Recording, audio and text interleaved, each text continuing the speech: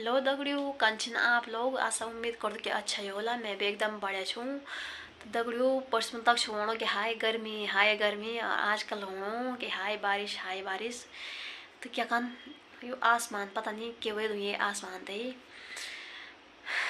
हमेशा कुछ ना कुछ, कभी बरखा कभी केवल घाम, कभी बरखा कभी घाम। और मतलब कभी बरखा ओणी तो बहुत ज़्यादा ओणी की जो मतलब आदमी तक बगे तो लेकर दियो उस बरखा। और कभी घाम हो तो इतना घाम हो कि आदमी गर्मन तड़फना चाहिए। तो क्या बना आप लोग तो ही बची रहना सभी बरखा से भी और घाम से भी। मतलब ज़्यादा बरखा से रहना बची थे, घाम घूम तो इतना दिक्कत नहीं है। घाम मत लो पानी पिला, ठंडो पानी पिला, नयोला और कुछ करला पर बरखा मत क्या कर, बरखा मत सीधा उंजान बगी थे बाबू। तो ऐसा बढ़िया बरखा में बची रहना सब ठीक तब बाय।